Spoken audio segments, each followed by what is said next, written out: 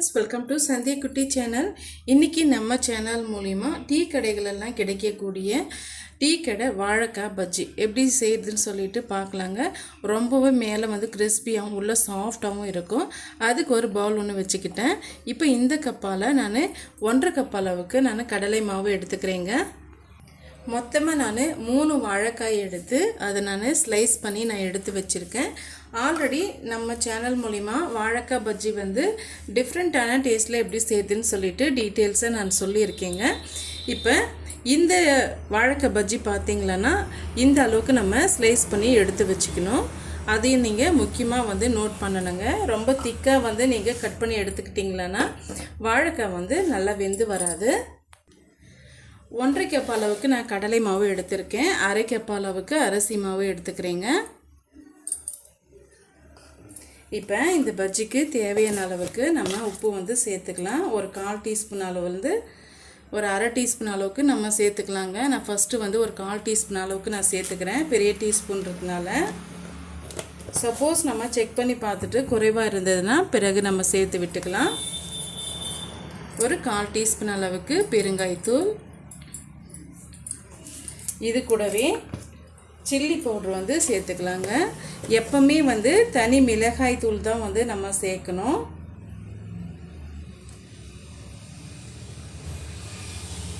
நான் ஒரு 1/2 டீஸ்பூன் அளவுக்கு சில்லி பவுட்ரு வந்து நான் சேர்த்துக்கிறேங்க. இப்போ இது கூடவே ஒரு 1/4 டீஸ்பூன் அளவுக்கு ஓமம் வந்து உங்களுக்கு அதிகமாக பிடிக்கிறதுல 1/2 டீஸ்பூன் அளவுக்கு சேர்த்துக்குங்க. பாருங்கள், நான் இந்த அளவுக்கு நான் சேர்த்துட்டு நல்லா ப்ரெஸ் பண்ணி இதோட சேர்த்து விட்டுக்குங்க. இப்போ நம்ம அரிசி மாவு சேர்த்து இருக்கிறதுனால அந்த வாயு பிரச்சனை எல்லாம் வரும் இல்லைங்களா, அதுக்கு நம்ம ஓமம் வந்து சேர்த்துக்கிறோம். இப்போ இது கூடவே ஒரு 1/4 டீஸ்பூன் அளவுக்கு சோடா மாவு வந்து சேர்த்துக்கலாங்க. இப்போ இது கூடவே நான் பூண்டோட ஃப்ளேவர் வந்து பிடிக்கிறவங்க இதை சேர்த்துக்குங்க. ரொம்ப நல்லா இருக்குங்க. சின்ன சைஸு பூண்டு வந்து ஒரு 5 பல்லு பூண்டு வந்து நான் எடுத்துகிட்டு அரைச்சிட்டு இதோடு நான் சேர்த்து விட்டுக்கிறேன். இப்போ மிக்ஸி சாரை அலசிட்டு நான் ஃபஸ்ட்டு வந்து நான் 1 கப் அளவுக்கு தண்ணி வந்து சேர்த்துக்கிறேங்க. சப்போஸ் நமக்கு குறைவாக இருந்ததுன்னா பிறகு நம்ம சேர்த்து விட்டுக்கலாம். இப்போ 1 கப் அளவுக்கு தண்ணி சேர்த்து கட்டிகள் இல்லாமல் இதை வந்து நம்ம கரைச்சி எடுத்துக்கலாம். எடுத்த உடனே அதிகமான நம்ம தண்ணி சேர்த்துட்டோம்னா அந்த கட்டிகள் வந்து அப்படியே இருக்கும். இப்போ கொஞ்சம் கொஞ்சமாக நம்ம தண்ணி சேர்த்து அதை நல்லா வந்து கிளறி கொடுத்துக்கலாங்க. ஆல்ரெடி வந்து நான் 1 கப் அளவுக்கு ஏற்கனவே சேர்த்துருக்கேன். இப்போ ஒரு 1/2 கப் அளவுக்கு சேர்த்துட்டு இதை கட்டிகள் இல்லாமல் கரைச்சி எடுத்துக்கலாங்க.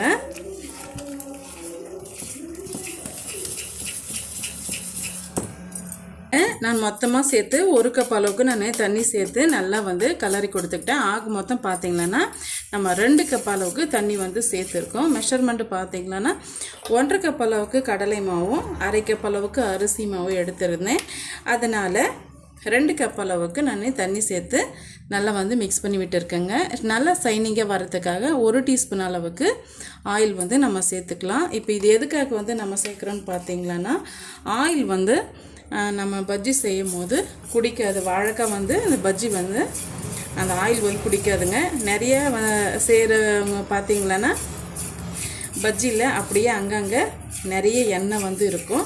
அது போல் இல்லாமல் எண்ணெய் குடிக்காமல் எப்படி செய்யுதுன்னு சொல்லிட்டு நம்ம பார்த்துட்ருக்கோங்க. அவ்வளோதாங்க. இப்போ மிக்ஸ் பண்ணி எடுத்தாச்சு.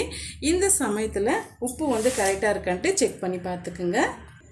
எனக்கு வந்து லைட்டாக வந்து கொஞ்சம் குறைவாக இருக்குது. அதனால் வந்து ஒரு 2 பிஞ்சு அளவுக்கு நான் திரும்பவும் சேர்த்துக்கிறேங்க. சேர்த்துட்டு நல்லா வந்து கலந்து விட்டுக்குங்க.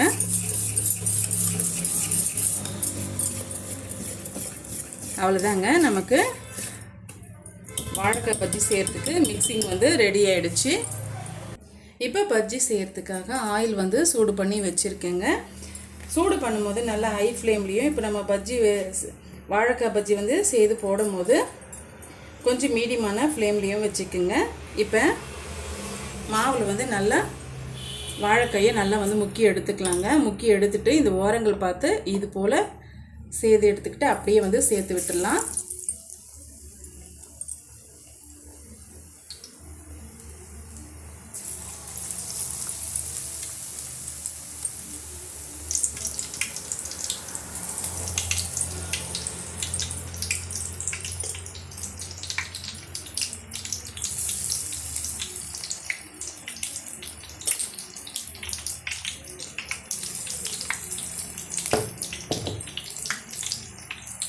பாருங்கள், போட்ட உடனே நம்ம திருப்பி விட்டுறக்கூடாது. ஒரு 2 நிமிஷம் கழித்து நம்ம திருப்பி விட்டுக்கலாம்.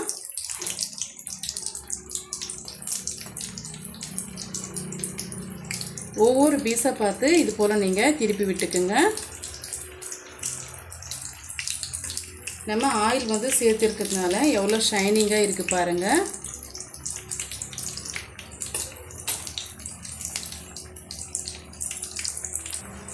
வாழைக்காய் பஜ்ஜி பார்த்திங்களன்னா அதிக நேரம் கூட வேக வைக்கக்கூடாதுங்க.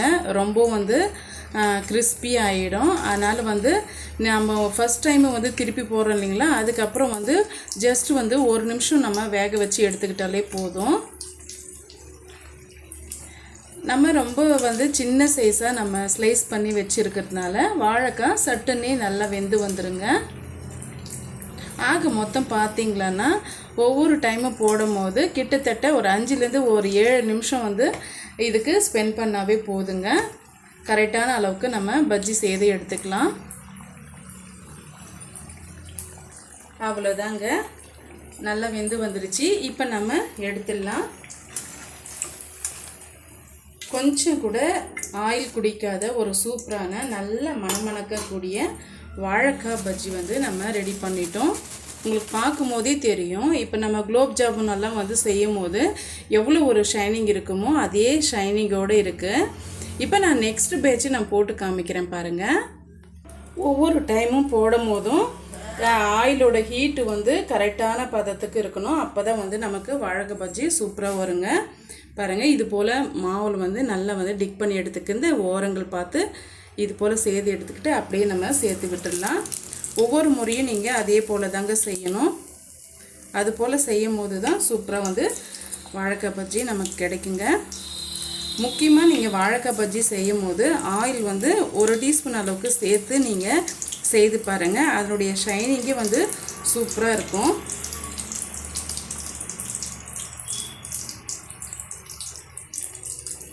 அவ்வளோதாங்க. இப்போ எல்லா பஜ்ஜியும் நம்ம செய்து முடிச்சுட்டு பார்த்துடலாம். சட்டுன்னு ஒரு 10 நிமிஷத்தில் இதை செய்து முடிச்சிடலாங்க. ரொம்பவே அருமையாக இருக்கும்.